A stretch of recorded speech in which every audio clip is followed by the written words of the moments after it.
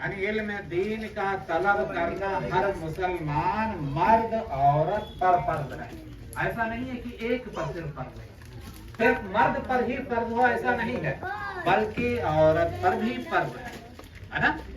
छोटा बच्चा अगर लड़का है तो उस पर भी इल्म दीन का हासिल करना जरूरी है, क्योंकि जो ये बालिग होने तक का जो समय है, बालिग होने तक का जो टाइम है, वो आपको शरीयत बताती है कि आपको शरीयत के मुताबिक चलने के लिए कितने समय में आपको तैयार होना है, कितने समय में आपको तैयार होना है। क्योंकि नाबालिगी में शरीयत के अहकाम लागू तो होते नहीं है, शरीयत के अहकाम नाबालिगी में लागू नहीं होते हैं और बालिग होने के बाद फौरन लागू हो जाते हैं। तो अगर नाबालिगी के अय्याम में आपने वजू करने का तरीका नहीं सीखा है, आपने गुस्ल करने का तरीका नहीं सीखा है, आपने नमाज पढ़ने का तरीका नहीं सीखा है, आपने एक दूसरे के हुकूक को अदा करने का तरीका नहीं सीखा है और आपने माँ बाप की ताजीम का तरीका नहीं सीखा है, तो आप पर जब जरूरी हो जाएगा, आप पर जब ये लागू हो जाएगा कि आप मुकल्लफ बना दिए गए,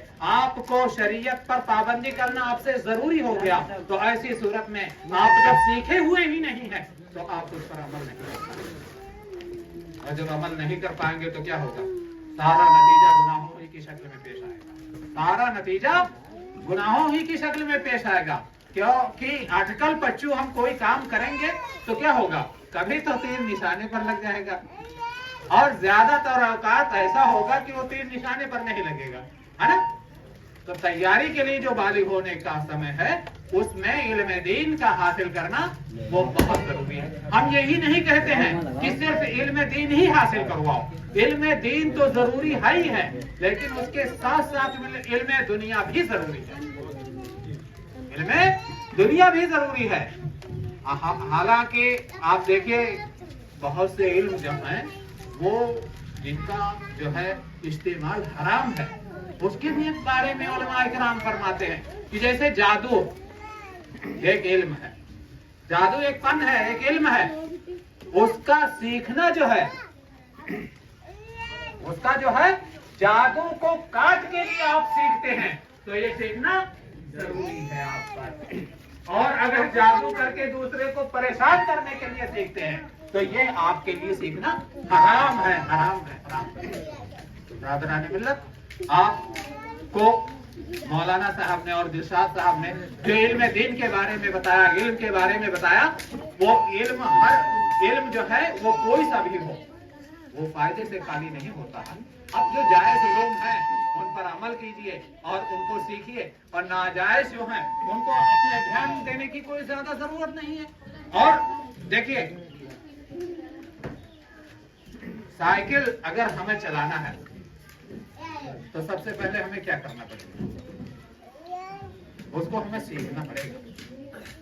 और एक मर्तबा भी आदमी ने साइकिल देखा नहीं है और वो साइकिल पर बैठ करके और चलाना शुरू कर देते इसे, क्या होगा, गिर जाएगा, गिर जाएगा, उसके चोट लग जाएगी, हो सकता है उसका हाथ पैर टूट जाए, है ना।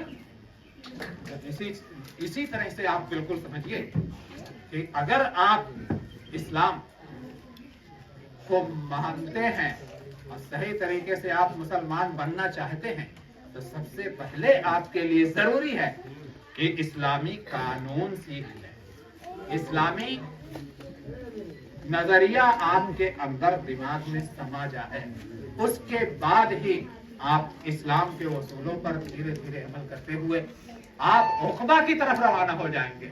लेकिन अगर आप सीखे नहीं हैं तो जिस तरह बगैर सीखे हुए आदमी साइकिल चला करके एक्सीडेंट कर सकता है, अपना नुकसान कर सकता है, तो हम अगर मज़हब इस्लाम के उमूर को सीखे हुए नहीं हैं तो हम अपना नुकसान तो कर सकते हैं और हम गलत रास्ते पर चल करके हम जहन्नम के रास्ते को तो अपना सकते हैं, लेकिन सही रास्ता यकीनन नहीं अपना पाएंगे। मौलाना नईम साहब ने जो कहा कि हम जो है बड़ों के लिए एक जो है वो ट्रस्ट कायम कर रहे हैं कि बड़ों की तालीम का अच्छा जरिया होगा। यानी औरतों की तालीम के लिए कहा है। तो औरतों की तालीम तो बहुत जरूरी है, क्योंकि आप जानते ही हैं औरत वो घर की एक मुखिया होती है, जिसको एक पूरा वो चलाना होता है। जैसे एक प्रधान होता है तो उसको पूरा गांव चलाना होता है, प्रधानमंत्री को पूरा देश चलाना होता है। इसी तरह से एक औरत जो होती है वो घर की मुखिया होती है। घर में 10 अफराद है तो उनको उसको चलाना होता है। घर में कैसे क्या होगा,